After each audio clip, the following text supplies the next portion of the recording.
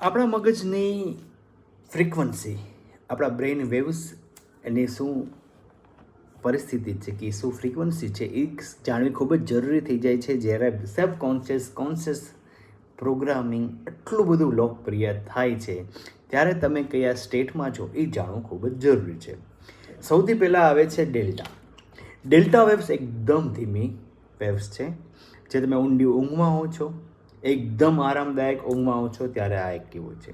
Theta waves જે ઊંઘ આવવાના શરૂઆતમાં હોય છે યા ફિર ઊંઘ જવાના શરૂઆતમાં હોય છે, તે થોડીક ધીમી, ડેલ્ટા કરતાં થોડીક ફાસ્ટ. પછી આવે છે alpha waves. Alpha waves generally subconscious mind સાથે કનેક્ટેડ છે. બધા એવું કહે છે કે જ્યારે તમે આલ્ફા વેવ્સમાં આવો છો ત્યારે સબકોન્શિયસ માઇન્ડ એક્ટિવ થઈ જાય છે અને કોન્શિયસ માઇન્ડ પાછળ હોઈ જશે. સબકોન્શિયસ માઇન્ડ જ્યારે આલ્ફા વેવ્સમાં હો છો ત્યારે તમે જાગૃત અવસ્થામાં તમે જાગો છો પણ તમારું મગજ એકદમ આરામમાં છે, એ આલ્ફા વેવ્સ. બીટા વેવ્સ જે ખૂબ જ એક્ટિવ થિંકિંગ સ્ટેટમાં છો તમે. બીટા વેવ્સ તમે જ્યારે જોબ પર લાગી જાઓ છો, સવારે તમે નાસ્તો કરી અને જ્યારે જોબ પર જાઓ છો ત્યારે બીટા સ્ટેટમાં આવી જાઓ છો અને ગામમાં એટલે સૌથી ફાસ્ટ વેવ્સ. ઓકે, આ સમજવું ખૂબ જ જરૂરી છે. હવે સબકોન્શિયસ માઇન્ડ ક્યારે એક્ટિવ થાય છે? જનરલી માણસ બીટા વેવ્સમાં હોય છે આખો દિવસ. એ પોતાના સ્ટ્રેસને રિલીઝ કરે, એન્ઝાયટીથી દૂર થાય, મેડિટેશનમાં આવે, શાંત પાડે પોતાની જાતને, ત્યારે આલ્ફા વેવ્સ પર આવી જાય છે મગજ. અને જ્યારે આલ્ફા વેવ્સ પર આવે છે ત્યારે સબકોન્શિયસ માઇન્ડ કમાન્ડ લે છે, કોન્શિયસ માઇન્ડ પાછળ જાય છે.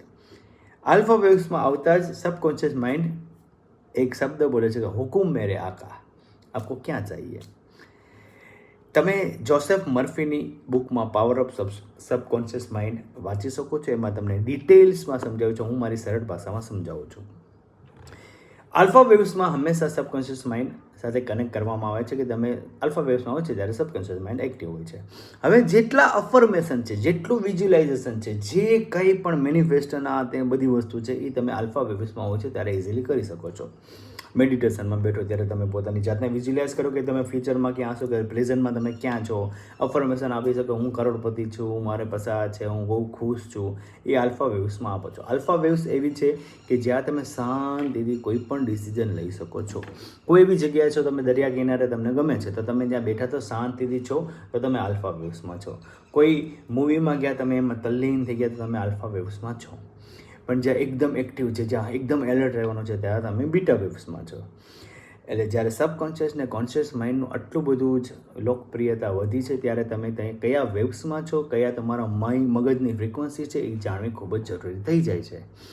હવે એટલું ક્લિયર છે કે બીટા વેવ્સમાં કોન્શિયસ માઇન્ડ એક્ટિવ છે, આલ્ફામાં સબકોન્શિયસ માઇન્ડ એક્ટિવ થાય છે.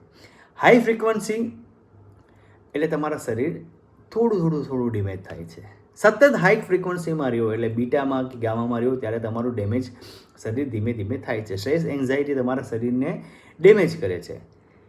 લો એનર્જી આલ્ફા વેવ્સમાં તમારા સેલ્સ રિપેર થાય છે, તમારું બોડી રિકવર થાય છે, તમારું બોડી રિપેર થાય છે. થેટા, ડેલ્ટા એટલે તમે શારીરિક, જ્યારે અમુક લોકોને આરામ કરવાનું કહે ને, જ્યારે કોઈ બીમાર પડે ત્યારે એમ કે ખૂબ જ આરામ કરજો, શાંતિ રાખજો, ત્યારે ડેલ્ટામાં એટલે તમારું શરીર જલ્દીથી રિકવર થાય. કોઈ પણ રોગ હોય, આ તે બધી વસ્તુ જલ્દીથી રિકવર થાય એ ડેલ્ટામાં. ઓકે, એટલે બીટામાંથી જ્યારે તમે આલ્ફામાં ટ્રાન્સ થાઓ છો એટલે સબકોન્શિયસ માઇન્ડ આગળ આવે છે, કોન્શિયસ માઇન્ડ પાછળ આવી જાય છે.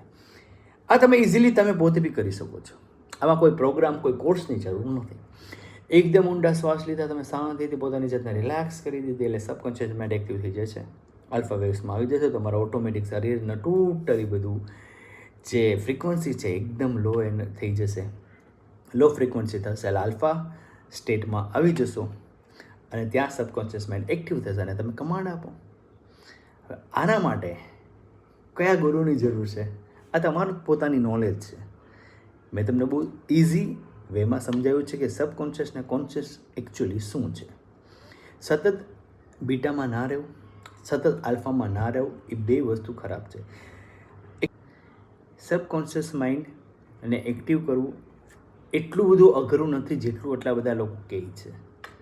બહુ ઇઝી છે. રીપ્રોગ્રામ તમે કરી શકો છો તમારી જાતે જ. હજી અમુક વસ્તુ હું તમને ડિટેલમાં કહીશ. આ તું સબકોન્શિયસ ને કોન્શિયસને કેવી રીતે બેમાં ડિફરન્સ શું છે, તમારા વેવ શું છે, એની હું તમને માહિતી આપું છું. અગર તમને મારી માહિતી ઇઝી અને સરળ લાગી છે તો આને તમે સબસ્ક્રાઈબ કરો, આ માહિતી બીજા સાથે શેર કરો. Thank you so much.